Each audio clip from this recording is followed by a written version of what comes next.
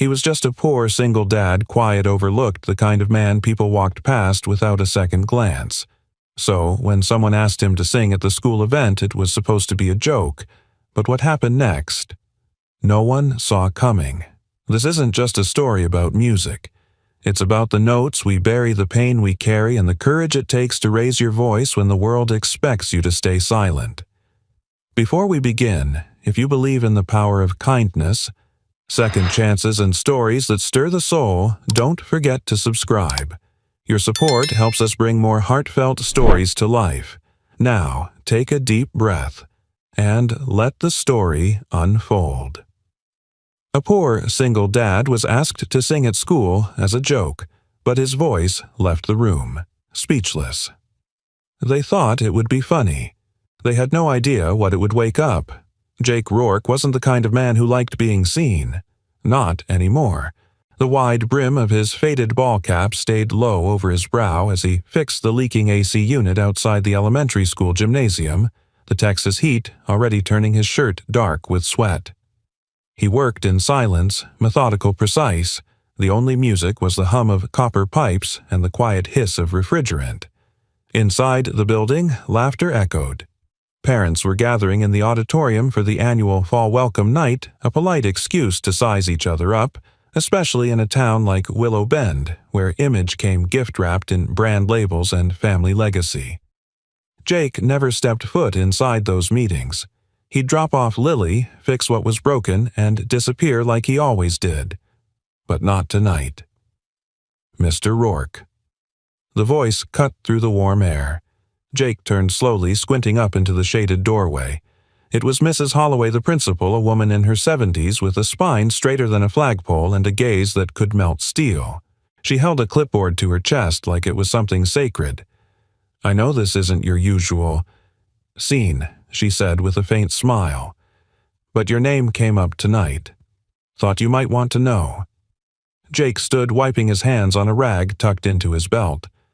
"What about me?" She handed over the clipboard. There, written in neat Sharpie letters under the header, "Talent Night Parent Performers," was his name. Jake Rourke, vocal solo. His hands froze. "I didn't sign up," he said sharply. "No," Mrs. Holloway agreed. "It was suggested." Jake scanned the names above his. Angela DuPont, piano. Rachel Abrams, comedy skit. And then, nestled right between them, and an enthusiastic dad juggling act him. The breath left his lungs in one slow burn. He didn't need to ask who had done it. Craig Whitman's smug voice had been ricocheting through the halls during drop-off all week, loud with backhanded comments about some people peaking in their 20s. Jake handed back the clipboard. "Take it off," he said, voice hard. "I can," Mrs. Holloway said, nodding. "But Jake, do you remember Emma's last week here?" His shoulders tensed. She filled in as a part-time music aide that fall before the accident. She told me something after a third-grade rehearsal, said one day she hoped her daughter would hear her father sing on that same stage. She said it with so much hope in her eyes, I remember it even now. Jake looked away. The memory flared like a splinter under the skin. "She's gone," he said flatly. "She left more behind than you think." The principal's eyes softened. "Sometimes so do you." Before he could answer, she turned and disappeared into the crowd now filling the auditorium. Jake stood motionless, throat tight, the clipboard still etched into his vision like a brand. A performance. A microphone. People watching. Hell no. Back home, the house was quiet. Dinner had come and gone. Lily sat curled on the couch, a bowl of popcorn in her lap, reruns of Little House on the Prairie flickering on the screen. She looked up as Jake walked in. "You went to school late," she said. "Work." He took off his boots by the door. She studied him like she always did, quiet and observant, far too much like her mother. "You okay?" He avoided her gaze. "Fine. Mr. Whitman gave me a weird look in the hallway today, like he was laughing, but also not." Jake clenched his jaw. "Don't worry about Whitman." Lily frowned. "Some girls were whispering about you. Something about you singing?" Jake froze mid-step. "You're not really going to, are you?" she asked, eyes wide. "No," he said too quickly, then softer. "Some people think they're funny." Lily looked down. "Mom used to say you had the kind of voice that could stop a storm." Jake sat beside her watching the screen, though he didn't see a thing. She said that he asked after a long silence. Lily nodded. Said that's how you met. You were singing at a street fair and she was the only one who didn't clap, so you came down and asked why. Jake smiled faintly despite himself.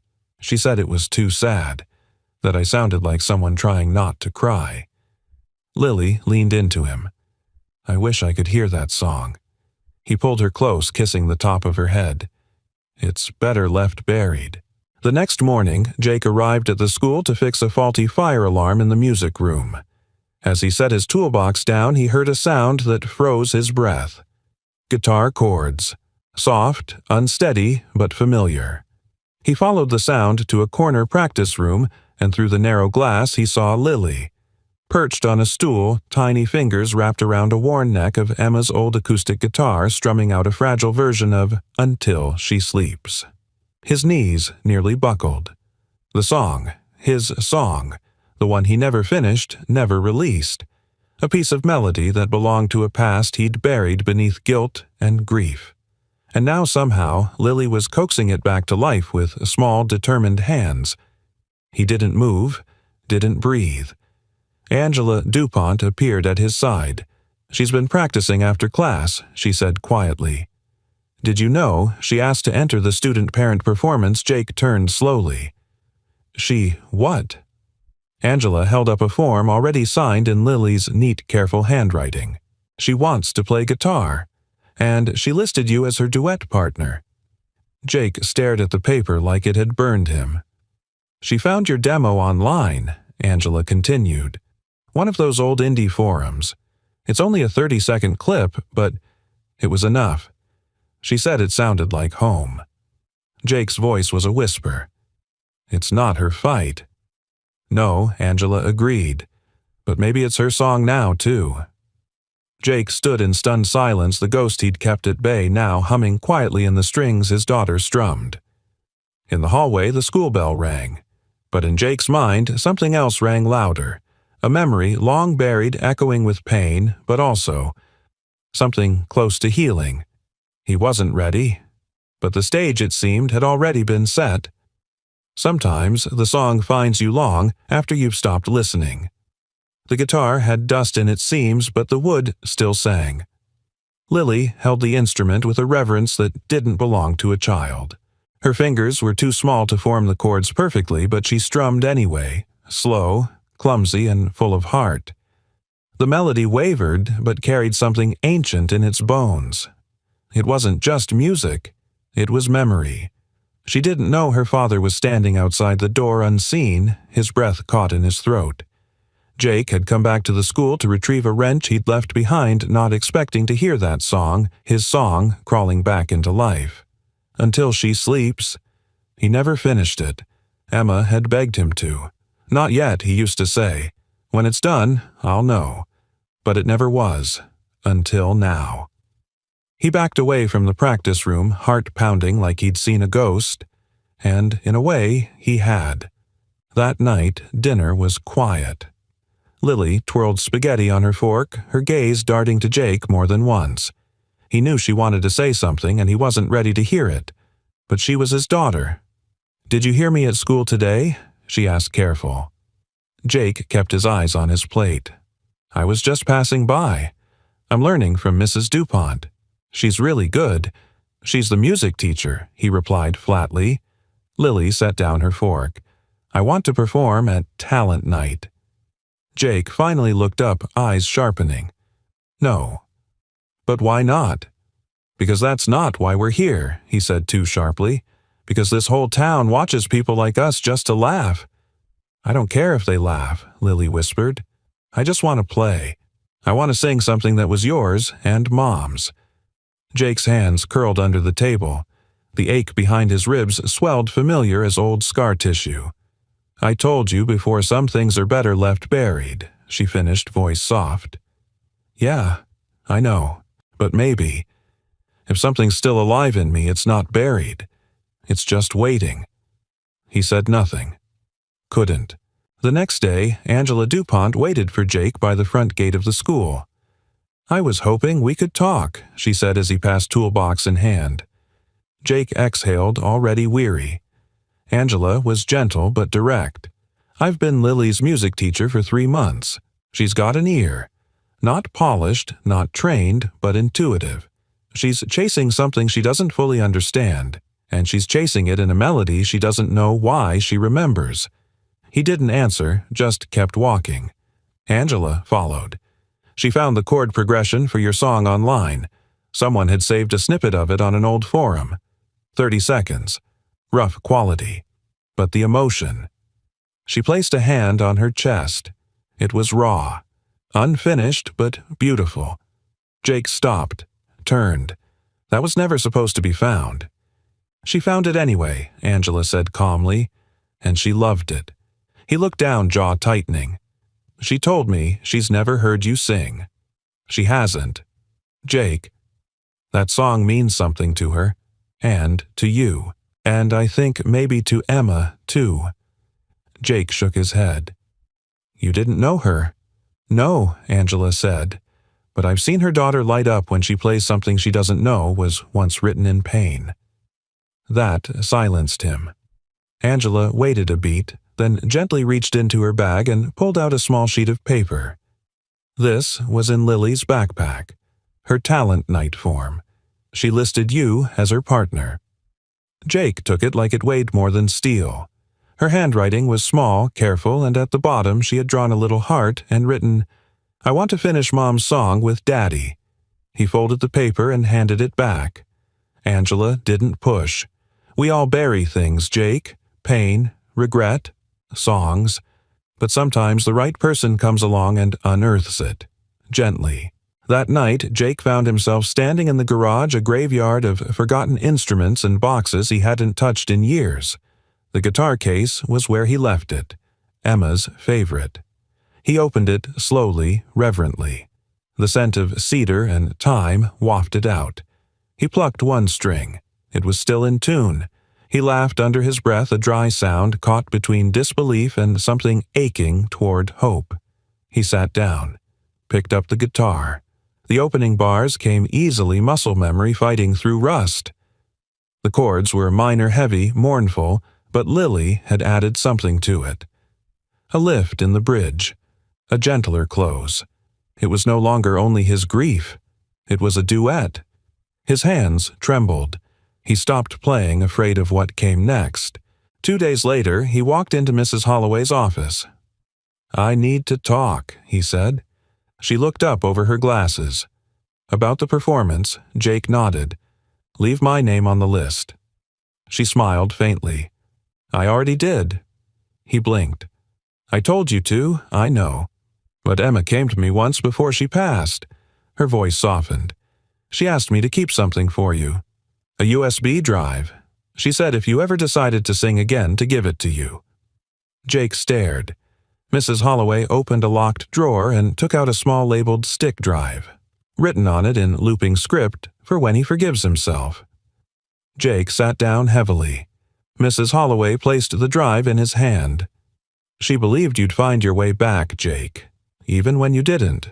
That night, Jake plugged the drive into his old laptop. A single audio file blinked on the screen. He clicked play. Emma's voice filled the room, not singing, but speaking. "If you're hearing this, it means you made it. It means you came back to the song. To me. To yourself. I hope Lily plays with you. I hope you finally let someone in. I hope you forgive me. And yourself. Finish the song, Jake. Finish it for us." Jake covered his face with his hands and wept. For the first time in 7 years, the silence wasn't unbearable. It was a prelude. Some people teach music, others remind you why you ever heard it in the first place. Angela DuPont had heard many children play clumsy notes, off-key, off-beat, full of nerves and sticky fingers.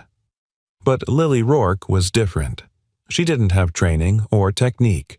What she had was instinct, She listened like someone who understood that silence was just music waiting to be born. When she played, it wasn't perfect, but it meant something. That morning, Angela sat beside Lily on the edge of the music room bench as the girl strummed the intro of Until She Sleeps. Her fingers stumbled over the transitions, but the emotion that spilled from the chords was pure and unfiltered. "Let's try the bridge again," Angela said gently. "I'm not sure I remember it right," Lily said. "It's not written anywhere. Just in here." She tapped her chest. Angela's heart pulled. She remembered those chords from years ago, back when she was fresh out of music school and scouring obscure forums for independent artists. That song had haunted her, a rough demo by a New York indie artist who vanished after a single upload. He never finished the song. Just 30 seconds of raw, aching beauty. She had replayed it 100 times back when she thought she'd become someone who composed symphonies. Then, life happened. A failed marriage. A son who needed her more than music did. Her dreams became softer, quieter, like distant harmonies in a forgotten key. She never thought she'd hear that song again. "Lily," she said, choosing her words carefully, "did your dad ever talk to you about this melody?" Lily shrugged. "He doesn't like to. It makes him still, like he goes somewhere else. I think it makes him remember too much." Angela nodded slowly. "It's okay to remember, even the hard things. My mom used to hum this tune," Lily said, "when I was little. She never said what it was, just that it made her feel full, like when the sun hits your back in winter." Angela swallowed the sudden lump in her throat. "That's beautiful," she whispered. "Do you think he'll sing it with me?" Lily asked, hopeful. Angela hesitated. "I think your dad is carrying a lot. Some of it he hasn't looked at in a long time. But you've already brought more of him back than I think you know." Later that day, as Angela sat alone in the staff lounge, she pulled out her laptop and opened the old forum from years ago. It was still up, archived, barely functional, like a dusty attic of forgotten art. She searched the username J. Rourke Music. One result, the demo. She clicked play. The same 30 seconds she remembered. Rough acoustic guitar. A man's voice, deep and frayed at the edges, singing like he was trying not to fall apart. Angela listened all the way through. This time, she didn't cry. She smiled. She copied the link, saved the audio, and opened a new email. To herself. Subject for Lily and Jake. Message, "Finish this." They're both ready. That evening, Angela stopped by Jake's house. It was just past sunset, and the porch light was glowing like a lighthouse. She knocked softly. Jake answered, looking tired. Older than he was, but there was something new in his eyes, not exactly peace, but motion, like someone who had been frozen and was beginning to thaw. "I wanted to check on Lily," Angela said, holding a manila folder. "She's asleep," Jake replied. "Rough practice wore her out." Angela smiled gently. "She's determined. She's also incredibly gifted." He leaned against the doorway. "She has her mother's ears, and her stubbornness." Angela hesitated, then held out the folder. "What's this? I printed something off the forum where I first heard your song," she said. "I used to follow a lot of indie music. When I heard that demo, I saved it. It got me through a pretty dark year." Jake opened the folder. There, printed in grayscale, were the forum comments, people reacting to his short clip. One said, "This song feels like a man singing to someone who's already gone." Another wrote, "Don't know who you are. Rourke, but if you ever finish this, I'll buy the album on vinyl just to say thank you." Jake blinked. He hadn't seen these in years. Angela added softly, "I don't think you realize how many people you already touched, even before Lily. Even before Emma died." Jake looked away, swallowing hard. "She believed in you," Angela continued. "So does Lily. You don't have to get back on a stage, Jake, but maybe you just don't have to run from the music anymore." He closed the folder slowly. "That song. It was meant to be our lullaby. But I never gave it to her. Never even finished the second verse." Angela tilted her head. Then maybe you should. For her. For Lily. For you. That night, Jake sat in the garage again. The guitar was on his lap. The folder lay open beside him. Emma's voice still echoed from the USB soft kind and full of love he could never replace. He picked up a pen. On an old notepad next to scribbled chords and half-faded lyrics he wrote a new line. She sleeps where silence carries light, but in her dreams I still arrive. He strummed softly. The music no longer sounded like a eulogy. It sounded like a return. A bridge back to something worth saving. In the bedroom down the hall, Lily lay awake, her hand resting on the guitar-shaped nightlight she kept by her bed. Through the walls, she could hear faint strumming. She smiled and closed her eyes. The song was coming back. And so was her father. Sometimes it takes a child's hope to do what grief never could. Jake wasn't ready for the envelope. He found it on the kitchen table the next morning, pale blue sealed with the sticker of a treble clef, and his name written in Lily's careful print for Dad. Inside was the official Talent Night performance form. The boxes were neatly checked. Participant Lily Rourke. Accompanist Jake Rourke. Song title Until She Sleeps. He read it twice before exhaling a slow, uneven breath. On the back, she'd drawn a sketch of 3 stick figures standing on a stage, one with a guitar, one with long hair, and one holding a microphone. Above them, in looping cursive, it said, "For Mom," so she can hear us wherever she is. His heart clenched like a fist. The garage door creaked open and Lily peeked in. Her eyes flicked to the envelope in his hands. "I wasn't sure if you'd be mad." Jake didn't speak. He couldn't yet. I thought if we played it together, maybe it wouldn't hurt as much," she added, her voice tentative. He set the envelope down. "You applied without telling me. I know," she said, biting her lip, "but you always say no before you think about it." That stung, mostly because it was true. He rubbed a hand over his face. "Lily, people don't change overnight." "You don't have to," she said simply. "Just one night, just one song." Jake looked at her, really looked, and saw the exact same stubborn light Emma used to have in her eyes. Not a demand, not a manipulation. Just belief, quiet and unwavering.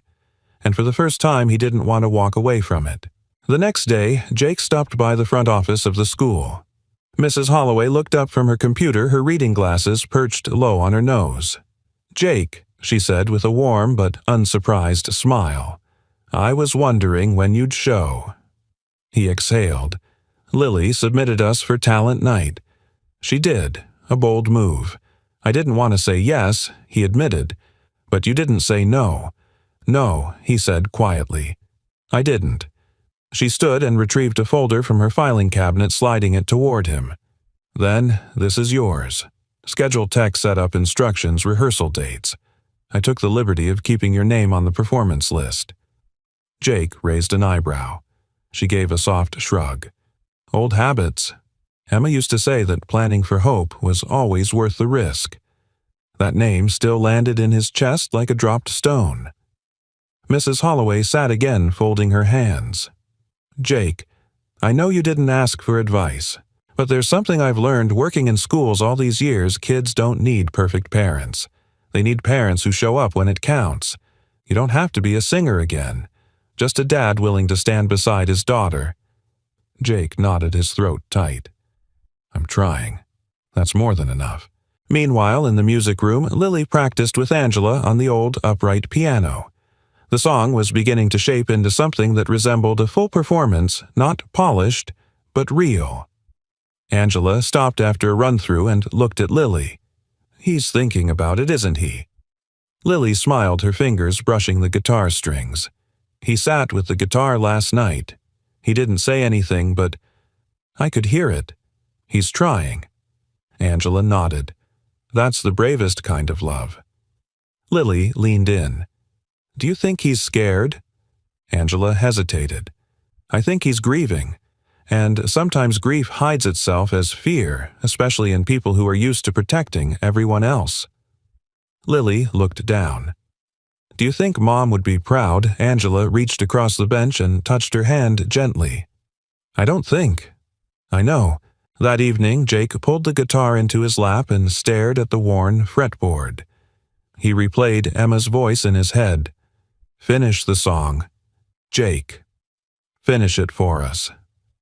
He reached for the notepad again. The lines were coming clearer now.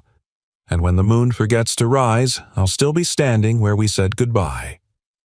Playing chords, you'll always know, in the silence where the memories grow. He sang the lines out loud quietly. The words didn't hurt like before. They mended. He looked up and saw Lily watching from the doorway, arms wrapped around her small frame. You wrote more, she said. I did. Her smile lit the room. Want to help me finish the bridge? He asked. She crossed the floor in 3 running steps. The next morning, Craig Whitman stood at the front of the parent-teacher meeting, his designer watch flashing under the fluorescence as he rattled off his latest list of suggestions for the school fundraiser. Jake slipped into the back row unnoticed until Craig glanced up and paused mid-sentence. Well, well, he said, voice dripping with irony. Mr. Rourke graces us with his presence. A few parents chuckled politely. Angela, sitting near the front, stiffened. Jake remained calm. Just came to check the schedule for rehearsal. Rehearsal? Craig smirked. Didn't realize plumbing came with a mic these days. Angela rose smoothly from her seat. Actually, Jake's performing with his daughter. I've heard their song. It's beautiful. Craig blinked. Jake added, and it's not for applause, it's for Emma. That shut the room up. Angela placed a hand on Jake's arm. He looked at her, surprised by the gesture, but grateful. See you at rehearsal, she said. Jake nodded, and for the first time in a long time, when people looked at him, he didn't feel invisible. That night, as he and Lily sat on the porch under a sky peppered with stars, Jake asked, You nervous? Lily shook her head. Not when I'm with you. Jake leaned back. You know, Mom would have loved this. I hope she can hear us. Jake reached for her hand. She will.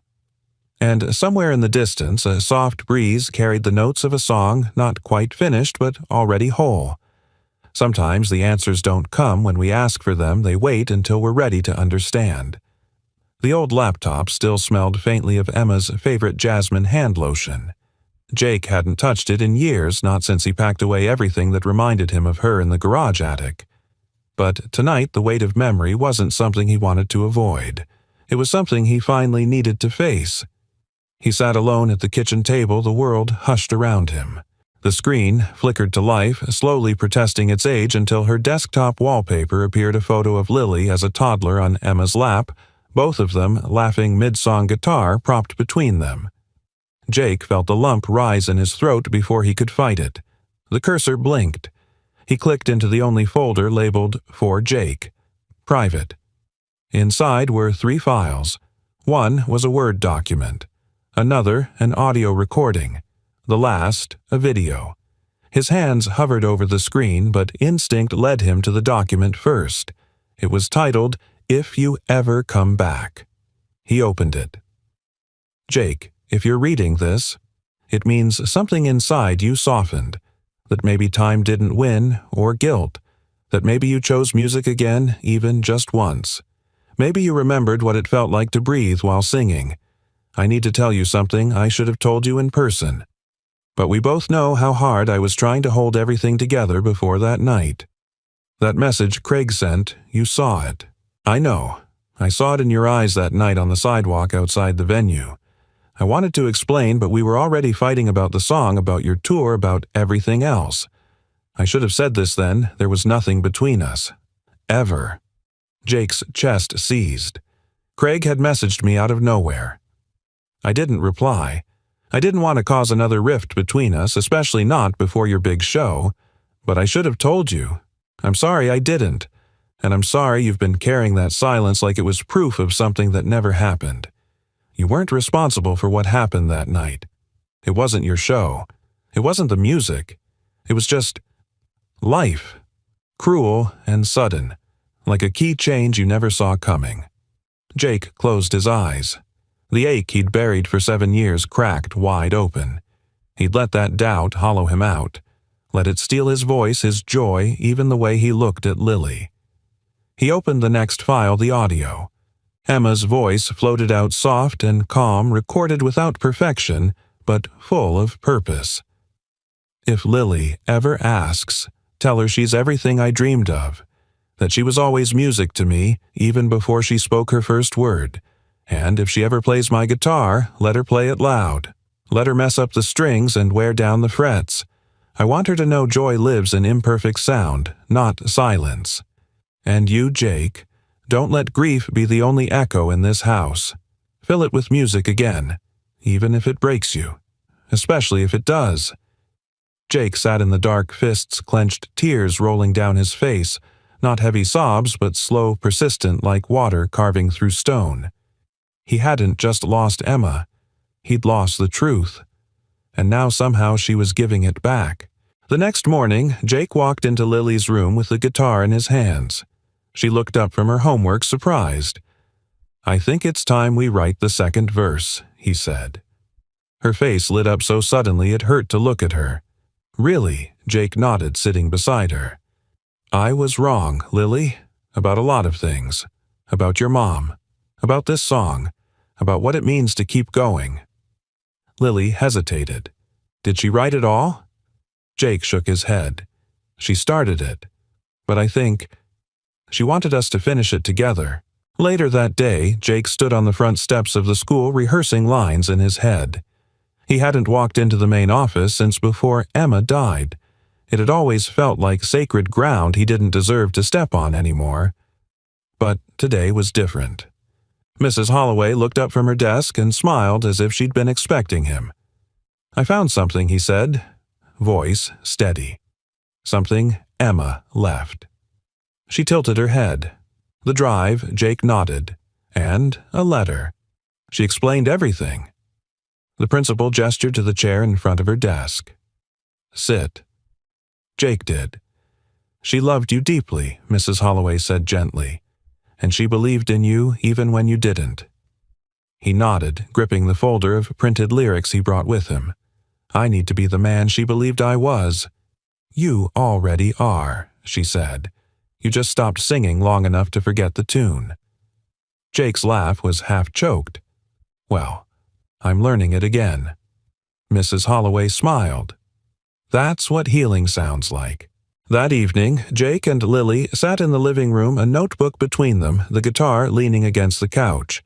Jake played the first few lines of "Until She Sleeps," his voice gaining strength with each chord. Lily hummed harmonies, softly adding a sweetness he hadn't expected. "Maybe we can have a bridge that feels like a dream," she said. "Like where Mom would be." Jake nodded. "You mean something like, she dances where the silence glows in fields of light that no one knows. But when you sing, she turns to see the home in you, the song in me." Lily's eyes shimmered. "That's perfect." Jake leaned his forehead against hers. "So are you." And when they rehearsed the whole song for the first time, start to finish, it didn't sound sad. It sounded like coming home. And for the first time in 7 years, Jake Rourke didn't fear the stage. He was already standing on one built of memory's second chances and a love that never really left. It's not the silence that breaks us, it's what we do with it once it arrives. The gymnasium pulsed with warm light and whispered anticipation. Folding chairs lined up in imperfect rows. Paper stars dangled from the ceiling. Children in glitter and sneakers skipped nervously backstage while parents flipped through printed programs whispering names and trying to guess which kid might make them cry. Backstage, Lily sat on a low wooden bench clutching her guitar like it was a lifeline. Her dress was pale blue, the same color Emma once wore to a small outdoor gig years before Lily was born. Jake had chosen it from a photo, hoping somehow his daughter might carry a piece of her mother's presence on stage.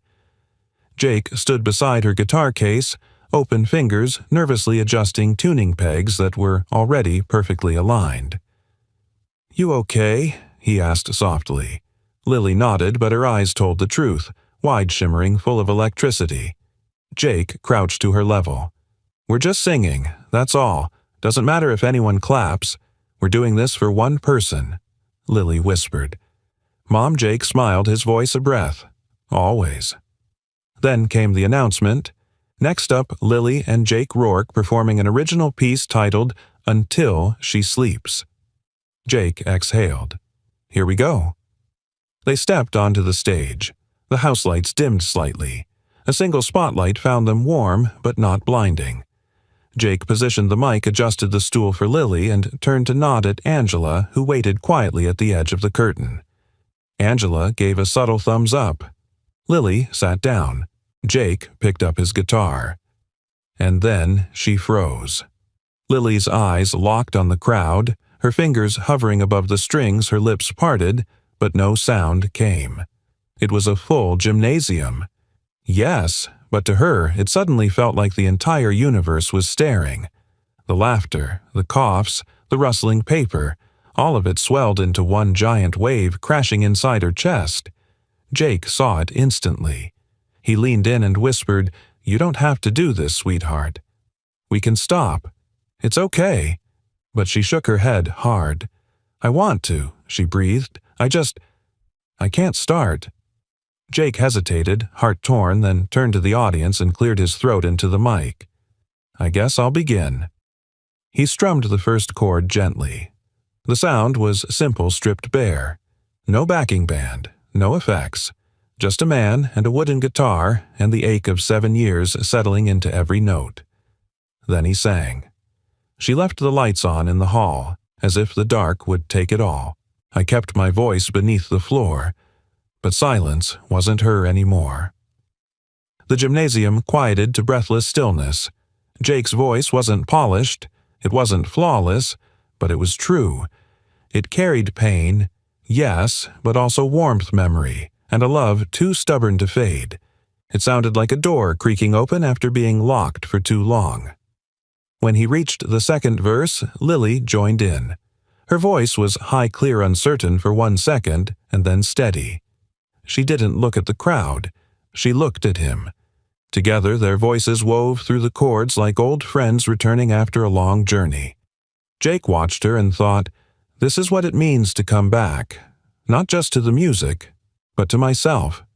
Then came the bridge, the lines they had written together only a few nights earlier.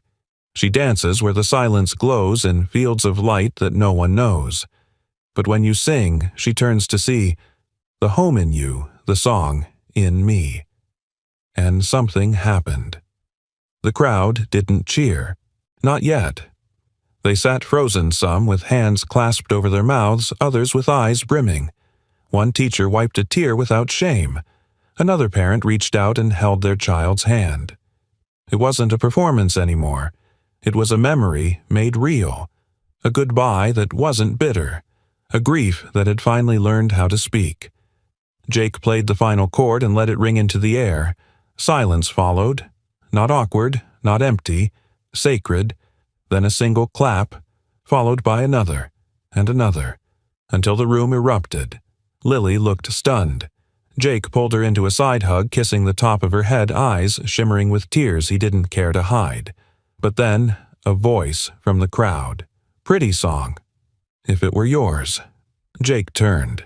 Craig Whitman stood in the second row, arms crossed, holding up a phone. Jake's breath caught. "I've got a recording," Craig said with a smug grin, "of Emma singing that song. Years ago. Guess she wrote more than you admitted." A ripple passed through the crowd. Angela stood up immediately, moving toward the stage, but Jake raised a hand. He stepped forward, calm. "Emma wrote part of it," he said clearly, voice steady into the mic, "and she sang it. But she didn't finish it." He pulled a folded page from his back pocket. "This is the second verse." Her voice inspired it. "Our daughter helped write it. And if you're wondering if Emma would be proud, I already know she is." Angela reached the edge of the stage and gently passed up something small, a USB. Jake took it. Emma recorded a message 7 years ago, left it with someone she trusted, said to give it to me if I ever sang again. He looked out at the crowd. I'm singing again." A quiet awe passed through the room. Craig sat down, red-faced and shrinking in his seat. Angela smiled and mouthed, "Well done." Jake turned back to Lily. She grinned. They bowed together. And as they stepped off the stage, Jake felt lighter than he had in years, like the silence had finally sung its last verse. Sometimes the loudest sound in the room isn't applause, it's doubt slicing through everything you thought you'd healed. The applause lingered like a summer rain light at first, then swelling into a thunder of appreciation. Jake stood beside Lily in the glow of it, the spotlight warming his shoulders, the weight in his chest feeling miraculously less than it had in years. Lily's cheeks were flushed, her small hands gripping his knuckles, white with joy. She looked up at him with such radiant pride he almost forgot what it felt like to doubt himself. Almost. From the third row, Craig Whitman rose slowly, clapping with exaggerated slowness. The noise of the crowd tapered as his movements drew attention like a record needle sliding off its groove. "Well, wasn't that touching?" he said, voice loud and syrupy. The man who buried his career under guilt now resurrected by his daughter. A hallmark moment, really. A few uncomfortable laughs scattered across the room. Jake stiffened but didn't speak. Not yet. Craig took a few steps forward, waving his phone in the air. "Now, I hate to interrupt a love fest, but for the sake of transparency, don't we all deserve to know whose song that really was?" He turned toward the audience and tapped his phone. A recording began to play over the auditorium's mic feed. The voice was unmistakable. Emma's, soft, beautiful, familiar, singing the very first verse of "Until She Sleeps Raw and Intimate," the same lines Jake had just sung minutes ago. Only now, under the harsh glare of suspicion, they echoed differently, too closely. A ripple moved through the crowd, an inhale that never exhaled. Lily looked up at her father, confused. "That's Mom." Jake stepped toward the mic, his hands steady, though the storm inside had already begun to gather. "Yes," he said calmly. "That's Emma. That's my wife. That's the voice I fell in love with long before most of you knew my name." Craig scoffed. "So she wrote it. And you're taking credit again." Angela rose from her seat. "Enough, Craig." "No," Jake said, holding up a hand to stop her. "Let him say what he needs to say, and let me say what's true." He turned back to the crowd and his voice grew firm, not raised but anchored. That song began with Emma. It was born in a late-night conversation over takeout and an old nylon string guitar. She gave it its heart. But it never had a second verse. Not until last week. Not until Lily played those first chords and woke something I thought was dead. He paused, letting the silence settle again. "I didn't steal anything.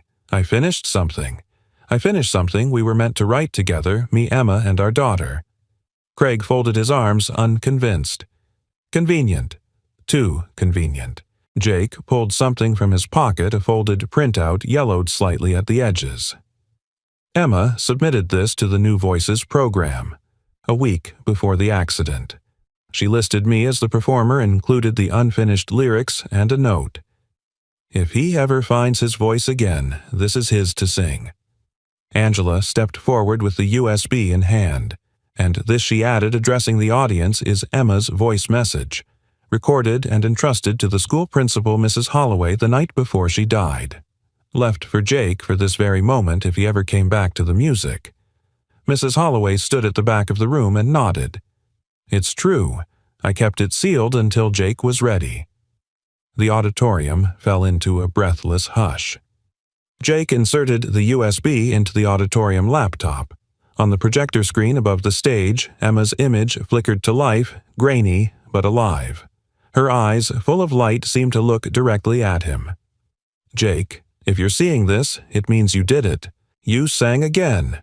And I'm proud of you. I always was, even when you didn't believe it. This song, it was never mine alone. It was never yours. It was ours. And if Lily's singing it with you, that means I did something right in this life." Lily pressed her fingers to her lips, trembling. The recording ended. Stillness held the room like a hand on a fragile heart. No one clapped this time. They stood, one by one, some with tears, some with smiles. All changed. Craig sat back down, red-faced and smaller than he'd ever looked. Angela leaned toward Jake and whispered, "You didn't just finish the song tonight. You rewrote the ending." Jake looked at his daughter, and this time he wasn't just a man surviving his past. He was a father standing inside his future. Backstage, as Lily packed up her guitar, she looked at her dad. "Did you know she left that for you?" Jake shook his head slowly. "No, but I think she knew I'd need it when I least believed I deserved it." "She believed in you," Lily said softly. "I do too." He knelt beside her. "You're the reason I found my voice again." "Then let's not stop," she said. "Let's write more songs." Jake smiled, the kind that grew from somewhere deeper than his skin. "Deal." Outside, the Texas night wrapped around them like a blanket. The stars above glowed with gentle indifference the way stars always do. But to Jake they felt closer somehow, like every one of them carried a note from a song he almost never finished.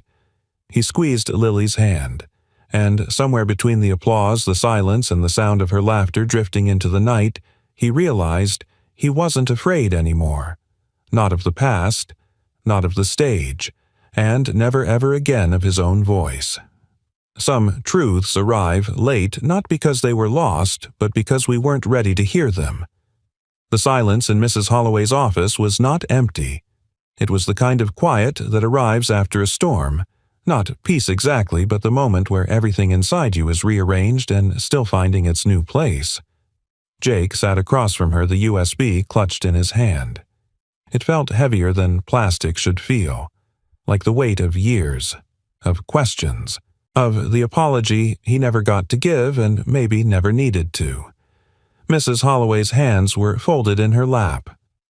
"I almost gave it to you 2 years ago," she said gently. "Lily had drawn a picture of your family in music class. You looked distant. She'd drawn herself standing between you and Emma, arms wide, like she was holding you both together." Jake swallowed. "She showed it to me," the principal continued. "And I pulled the drive from the drawer, held it in my hand. But something in my gut said not yet, that if you were handed truth before you were strong enough to hold it, it would only shatter you more." Jake stared down at the USB. She knew. Yes. Emma always had a strange kind of timing. She could feel what was coming but never rushed it. She trusted people to find their own way. Even you. Jake blinked fast, grounding himself in the feel of the carpet beneath his boots.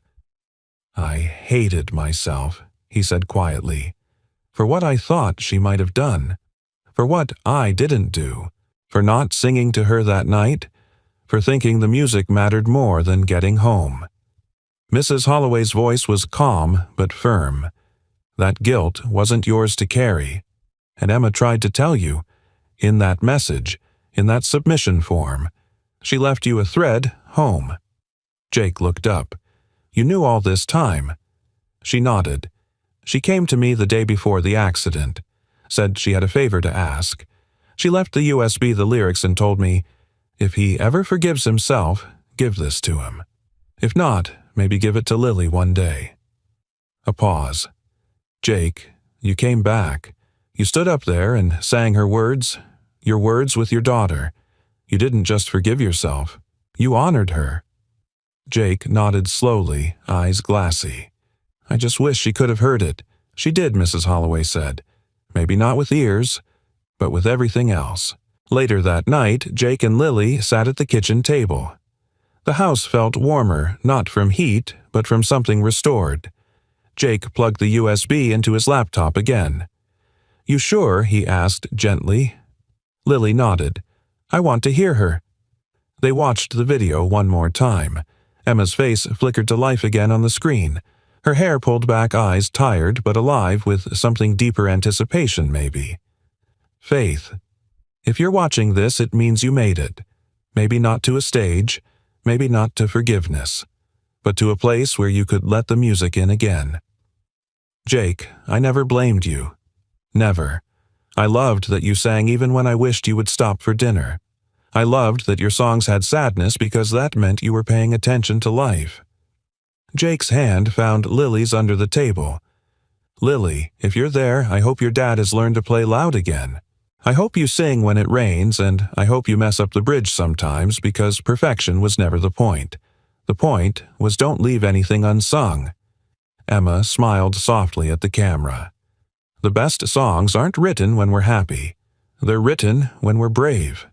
The screen faded to black. Jake wiped his eyes with the back of his hand.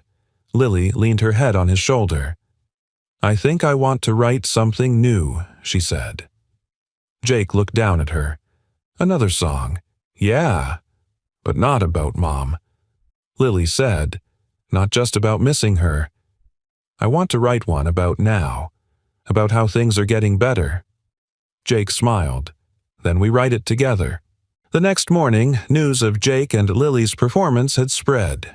Parents approached him outside school drop-off with warm smiles. One offered to record their next song. Another said his teenage son wanted guitar lessons if Mr. Rourke has time. Even Craig, red-faced and stiff, muttered something resembling an apology before shuffling away. Angela found Jake near the music room, his guitar slung casually over his shoulder. That was something last night, she said. Jake chuckled. I expected to survive, not to walk away healed. She looked at him kindly. Sometimes music isn't the medicine. It's the mirror. He nodded, thoughtful. You were the one who reminded me I was still a musician, even when I didn't believe it. Angela tilted her head. And you reminded me why I ever became a teacher. Their eyes lingered just a second longer than casual conversation required. Then Jake broke the gaze gently. Lily wants to write something new, he said. She wants to move forward. Angela smiled. Good. Moving forward's where all the best bridges live. That afternoon, Jake pulled into the driveway and found Lily already on the porch, notebook, open pencil between her fingers. I've got a chorus, she said before he even turned off the engine. Oh, yeah, he stepped up and sat beside her. Let's hear it. She cleared her throat dramatically, then recited. We were quiet for a long time, but the silence didn't win. Now we sing with open windows, letting all the light back in. Jake let out a low whistle. You're gonna outwrite me by Christmas. She laughed and passed him the notebook. Your turn. He thought for a moment, then added, Some songs live in shadows, but they don't belong to pain. They're the bridges that we build so we can feel the sun again. Lily beamed. Dad. Yeah, do you think she hears us when we sing? Jake looked up at the sky, then back at his daughter. I don't think she ever stopped. And as father and daughter sat side by side filling empty pages with new music, they weren't just writing lyrics. They were writing life again, louder, fuller, and finally free. Healing isn't the end of a song. It's the moment you realize you're ready to share it. The email arrived at 7:03 a.m., just as Jake was pouring Lily's cereal and humming their new chorus under his breath. Subject, congratulations. You've been invited to perform at New Voices Rising State Showcase. Beneath it, a formal letter with gold-embossed text and the seal of the Texas Community Arts Alliance, Mr. Jake Rourke and Lily Rourke. On behalf of the New Voices program, we are thrilled to invite you to perform your original song, Until She Sleeps, at our upcoming statewide showcase in Dallas. Your submission moved the judging panel deeply. Your story, authenticity, and performance represent the very heart of this initiative. Jake stared at the screen, blinking slowly. Lily skipped into the kitchen, still in her oversized pajamas. Morning. He looked up at her eyes, still fixed on the screen. You might want to get dressed. Why Jake turned the laptop so she could see the email. Lily read it silently, mouth falling open. Wait. Is this real? Jake nodded, lips curving into a stunned smile. They want us to perform. She let out a squeal cereal forgotten and launched herself into his arms. He caught her mid-air, spinning her gently before setting her down, both of them laughing. But somewhere behind the joy, a flicker of hesitation crossed his face. Dallas was no school gymnasium. This would be lights press people from all over the state, professional-grade sound, a stage big enough to swallow nerves whole. And yet when he looked at Lily's face beaming with anticipation, he knew they weren't just ready. They needed to do this. 2 days later, Jake stepped into the school office, guitar case in hand, wearing the same denim jacket he used to perform in years ago. He hadn't worn it since Emma died, but this morning it felt right, like a coat he finally grew back into. Mrs. Holloway greeted him with a smile that bordered on maternal pride. "They called me," she said, handing him a printed version of the New Voices invitation. "Wanted a formal recommendation. I told them you were the most honest voice I've heard in 2 decades. Jake rubbed the back of his neck. "Hope I can live up to that." "You already did," she said, "by coming back." Angela peered around the corner clipboard in hand, a lanyard swinging from her neck. "They want us to help prep your tech file for the Dallas venue," she said.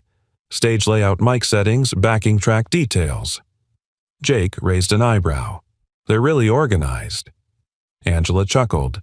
"State funding meets school talent. It's a beautiful chaos." As they walked down the hall together, Angela said, "Jake, do you realize what this is? Most submissions get lost in the shuffle. But your song, your story, cut through. People heard the heart in it." Jake nodded slowly. "For a long time, I thought my voice didn't matter anymore." Angela gave him a look. "Then it's a good thing your daughter disagreed." Rehearsals took on a new energy. Each evening after dinner, Jake and Lily would spread their lyric sheets across the coffee table, guitars tuned, harmonies sharpened. Angela would stop by sometimes to accompany them on piano or tweak their pacing, always careful to keep things organic. "This part," she'd say, pointing to the second chorus, "don't try to oversing. Just feel it. That's the moment people will lean in." Jake listened, trusted her, and something quietly powerful began to grow between them, not fast, not loud, but solid, like two people who understood what it meant to lose their way and build their lives back note by note. One night after Lily went to bed, Angela lingered on the porch while Jake locked up. "She's really something," Angela said, looking toward Lily's window where soft light glowed. "She is," Jake replied, leaning on the railing. "She saved me, you know. And she doesn't even realize it." Angela glanced at him, her voice softer. "You saved her too, Jake. You gave her mother's melody back. That's not a small thing." Jake met her eyes. "Neither is what you've done for us." They didn't say anything more after that, but they didn't need to. The next morning, something else unexpected happened. The school community, still riding the high of the talent night, launched a fundraiser campaign online titled "Help Jake and Lily Share Their Song." It was simple, a video clip of their performance and a few words from Angela. "This is a story about a father and daughter who found their voices together. Let's help them take it further." In less than 24 hours, they raised enough for travel, lodging, and gear transport to Dallas, with hundreds of comments cheering them on. Jake sat on the couch reading them aloud to Lily. "You made me cry in the best way," he read. "Reminded me of my own dad. Go show them what Texas voices can sound like." Lily grinned, kicking her feet beneath her. "They really heard us." Jake nodded, eyes shining. They did. Later that week, a package arrived in the mail. It was from the New Voices program, 2 backstage passes laminated and gold-edged. And beneath them, a handwritten note. "Dear Jake and Lily, your submission didn't just move us. It reminded us why we do this work. Some stories are too important to be kept small. Bring your hearts, bring your voices. We'll see you in Dallas." The New Voices team. Jake read it twice before looking at Lily. "You ready for the big stage?" She grinned. "As long as you're beside me." He reached for her hand. "Always." And somewhere in the space between school stages and statewide spotlights, between handwritten lyrics and rediscovered hope, something had changed forever. They weren't just father and daughter anymore. They were a band, a team, a song that could never be silenced again. The stage doesn't give your story power. You do the moment you sing it without fear. The stage in Dallas wasn't just bigger, it breathed. Like a living thing made of steel velvet and voltage. It shimmered beneath an arc of golden lights with rows upon rows of audience members stretching into a soft, amber darkness. Jake stood backstage with Lily, both wearing wireless mics clipped to their shirts. Stagehands rushed past. Final sound checks buzzed. A row of young performers stood nearby, pacing, humming, rehearsing under their breath. Jake recognized the nerves, the charged stillness before the spotlight. He'd lived in that edge once years ago, but tonight he wasn't alone. Lily was bouncing slightly on her toes, not from anxiety, but pure energy. She clutched her guitar tightly, but her smile hadn't faltered once since they arrived. Jake leaned down, nervous. She shrugged, grinning. A little, but mostly just ready. He chuckled. You sound like your mom. Then I'm exactly who I'm supposed to be, she said. They were the final act on the schedule.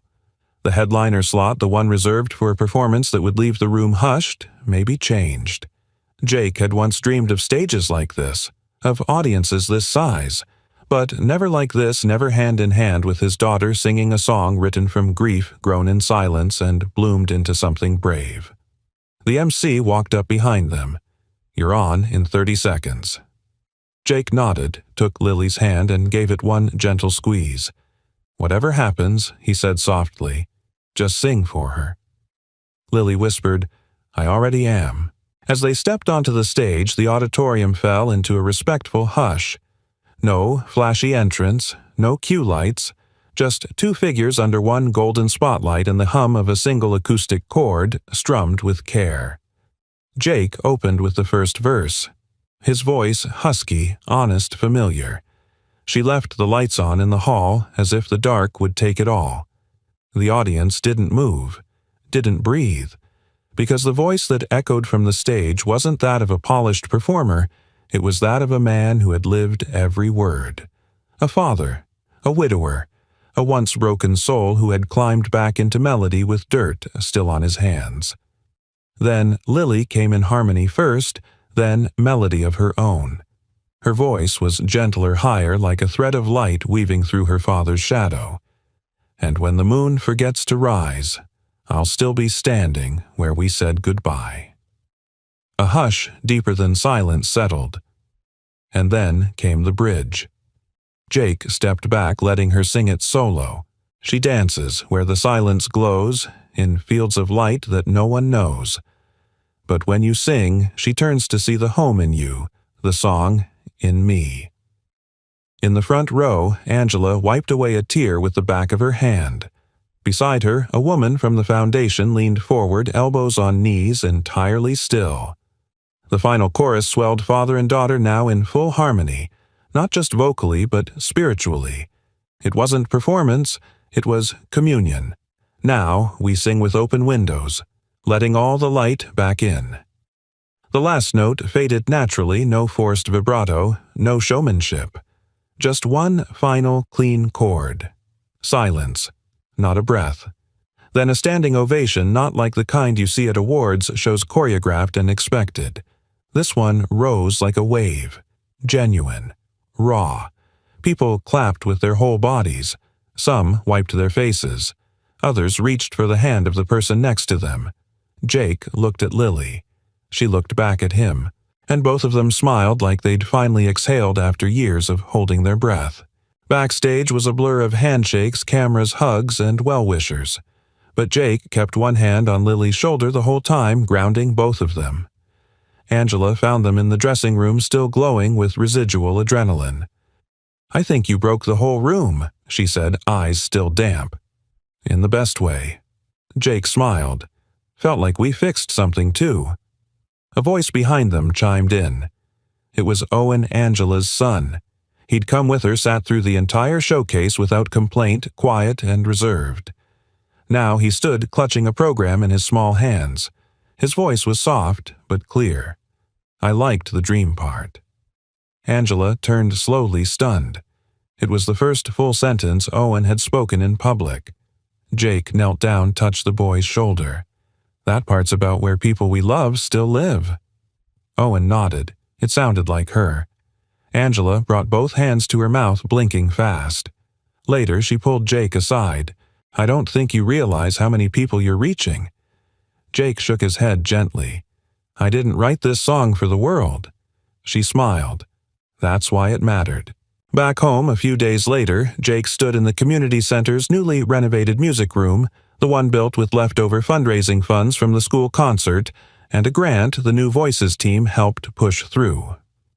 A new plaque had been mounted above the entrance, the Rourke Room, in honor of those who sing through silence. Jake now taught once a week. Kids who'd never touched an instrument now plucked chords and hummed, some shy, some bold, but all of them chasing melody like it was something they could grow into. Angela joined him sometimes. Lily, too. And once in the middle of a warm-up circle, one boy asked, "Did you always know you were going to be a singer?" Jake paused. "No," he said. "I was a mechanic who forgot I could still make music." "Then what made you remember?" Jake looked toward Lily in the corner, helping another student adjust their strings. He smiled. A quiet voice. That was brave enough to sing first.